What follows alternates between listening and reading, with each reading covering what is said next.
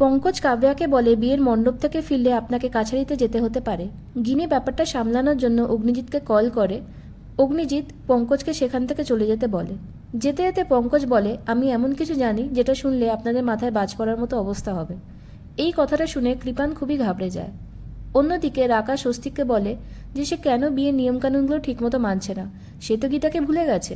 রাকা স্বস্তিককে অনেক কথা শোনায় গীতার ভালোবাসাকে অসম্মান করার জন্য। এরপরে সেখানে প্রলয় আসে আর সেও স্বস্তিককে কথা শোনাতে থাকে। কৃপান যে গীতাকে ঠেলে খাদে ফেলে দিয়েছিল সে কথা জানার পরেও স্বস্তিক কিভাবে কাব্যাকে বিয়ে করছে, কিন্তু স্বস্তিক মুখে একটাও রাগ কাটে না। এরপরে গণেশকে প্রলয় ফোন করে আর শোকবার্তা জানায়, কারণ আজ গীতার ঘাট কাজ।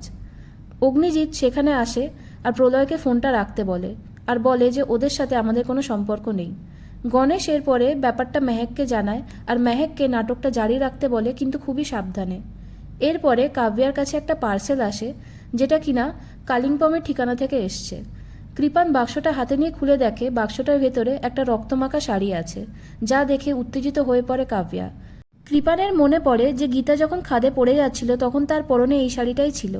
কাব্যা কাঁদতে থাকে আর শাড়িটাকে পায়ে ডলতে থাকে। কৃপান বলে যে পোশাক কালিম্পমে থাকবে কি করে, বডি তো শহরে এসেছিল পোস্টমর্টমের জন্য।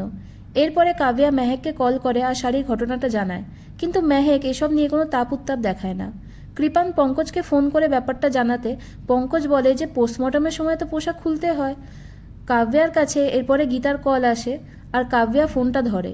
তখন গীতা বলে, মেরে ফেললে তোমরা আমায়। ভয়ে কাব্যা চিৎকার করে ওঠে। অন্যদিকে অগ্নিজিৎ স্বস্তিককে বিয়ের আসরে নিয়ে যেতে থাকে।